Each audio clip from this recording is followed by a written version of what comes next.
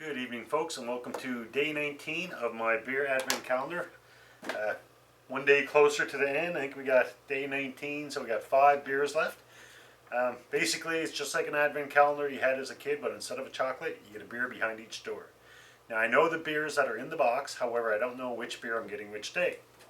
So with that being said, I'll just turn it around. You can see all the empty holes. We're slowly getting through it. So today's day 19. And we're down here.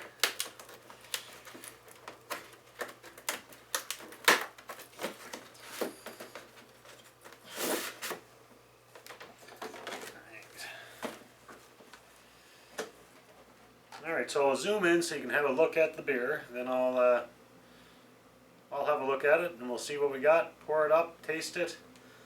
Try to get a little bit of information on the beer. Actually, it doesn't look like there's a lot on this at all.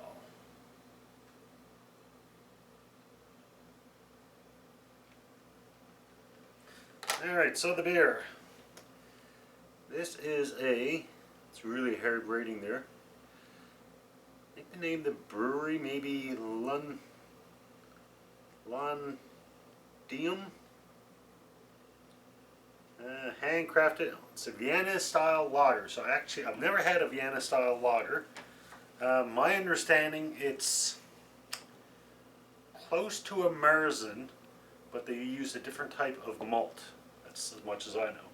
Now, which is interesting. On the top of the can, they have little rankings, what I'm assuming, out of 5. So they have fruitiness, they've given it a 3 out of 5. For bitterness, they've given it a 3 out of 5. For color, they've given it a 2 out of 5. I don't know how they came up with these ratings. Hoppiness, a 3 out of 5. And maltiness, a 3 out of 5. 5.1% alcohol. And that's about all the information I'm getting. On the box here, they have Lanculum Wiener Lager, and they call it Vienna Lager at 5.1% alcohol. So, as I said, I'm not quite sure what I'm getting into here. So I'll check the app, and the app I've been using is beertasting.app. And basically, you take a picture of the can or the bottle or the label of the beer that you're having, and they'll check their database. And if they have it in their database, basically they'll give you a little bit of information on it. As well, they're associated with the beer calendar. I'm not quite sure how. So their beer of the day is normally the beer that's in the box for that day. So that gives you a little bit more information. So we'll see what information we get. And then I'll check my cue cards just to see if it's on the thing there.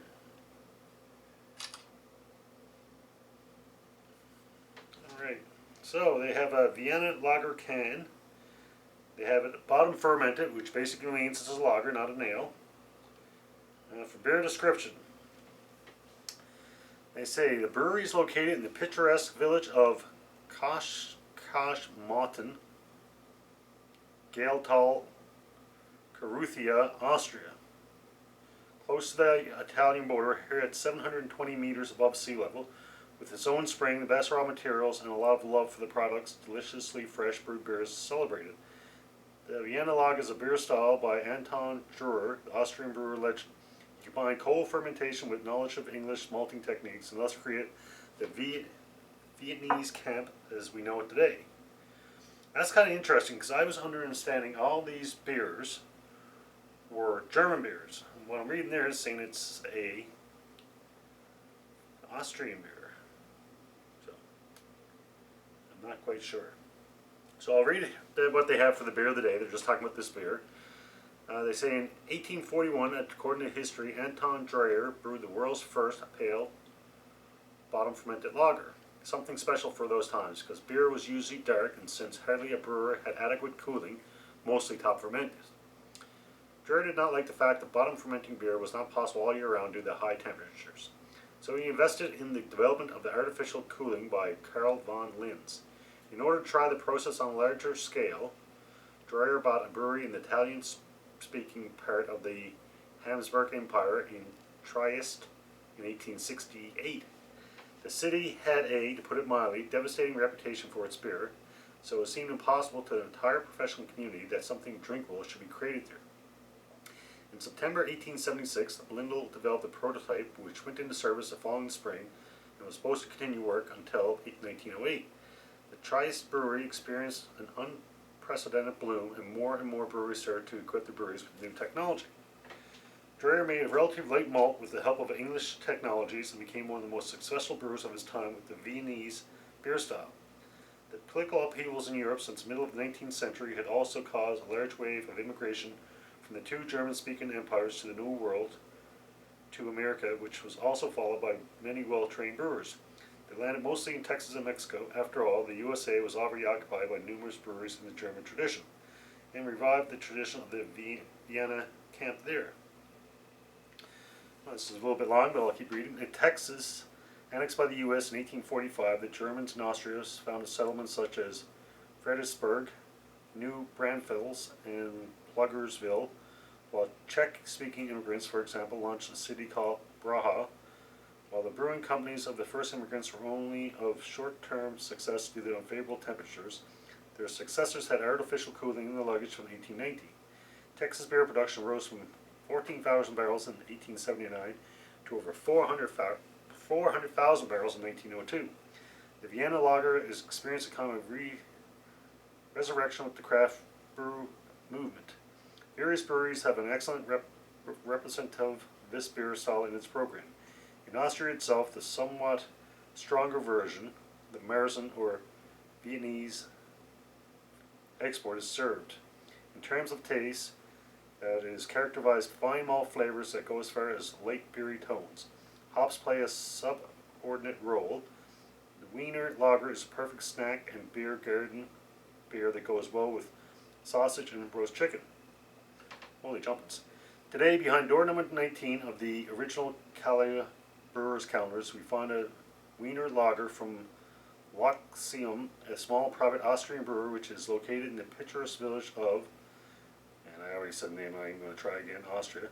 Close to the Italian border, wonderfully fresh brewed beer is celebrated here at 720 meters above sea level with its own source, the best raw materials, and lots of love for the product.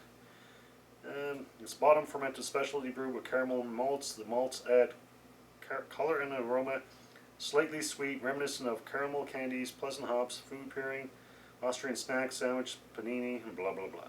So there you go. And the Vienna Lager, it is in here. So they say the color is normally light to amber. Bitterness, they've given it a 2 out of 5. And alcohol level 4.7 to 5.5 is the norm, and we're at what, 5.1, so we're there. And then flavor and balance, they say it's a bread, biscuit, and toasty malt flavor dominate the flavor profile. Finish is fairly dry with moderate bitterness, and they say it's a close relative to the Märzen. The beer is typically made with 100% Vienna malt rather than Munich malt.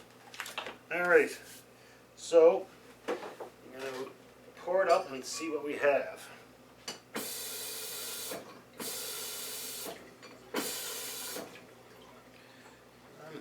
Like I said, I'm kind of confused because my understanding, in this box you will find 24 exclusive imported beer from Germany. And according to the can, it's brewed by, and they give the name of the brewery, and they have it in Germany. A little confused there, but we'll see how it tastes. That's the main thing, eh? Like I said, this is day 19, and I've yet to have a bad beer out of this box. Needless to say, I'm quite impressed by the German brewers, which is no surprise. I mean, you think of beer, you think Germany, Czechoslovakia, Belgium, the UK. So it's a little bit cloudy, it's not clear. It's pretty well the color they said. I mean, it's not golden, it's kind of dark, but it's, again, it's not as dark as a Märzen.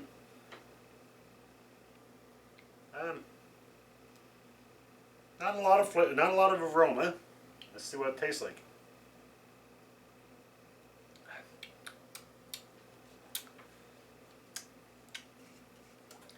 And to me, it tastes quite a bit like a Märzen. And for me, a Märzen is somewhere in between, you know, a Pilsner and I want to say a stout, but it would be a lot closer to a Pilsner in my opinion than a stout. But it's a medium beer. It's not a strong like a dark beer. However, it's not as easy drinking as a Pilsner or a Helles.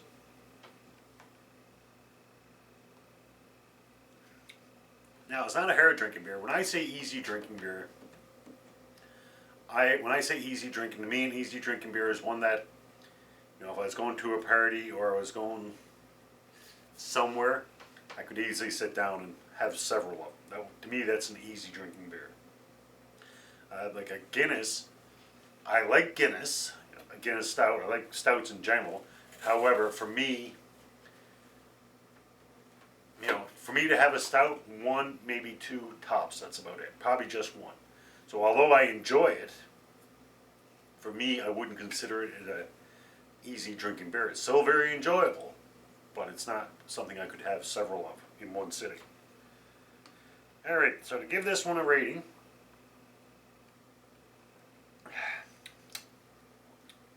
my ratings are out of 5. I know I've said it before, pretty well every episode. 1 being a drain pour, a 2 being not a big fan, but I'll finish it. A 3 being, that's a good beer. A 4 being, it's a very good beer. And a 4 being, it's a very good beer. And a 5 being the best beer I've ever had.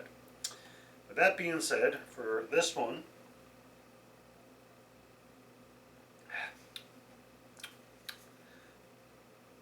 for the Lager Vienna style lager, I'm going to say a 3.0.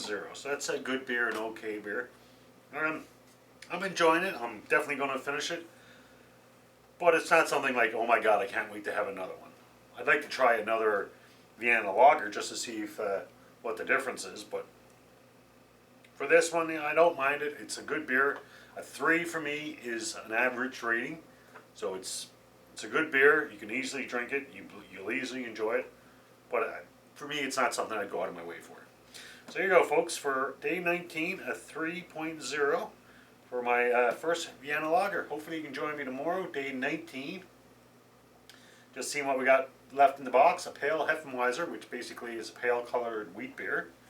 We got a dark Doppelbock, which is basically a dark beer, which is really strong. Doppelbock, my understanding, Bock is strong beer, so Doppelbock is a double strong beer. And this one they have it at 7.5% alcohol. And then we have an Imperial Pilsner, which I've never had before. I've had obviously many Pilsners, but I've never had an Imperial Pilsner. And we have a German style Pils and a Helles. So that's 1, 2, 3, 4, 5. So 5 days left. So here you go, folks. Hopefully you can join me tomorrow night, and we'll go from there. So until next beer, as always, enjoy responsibly. Cheers.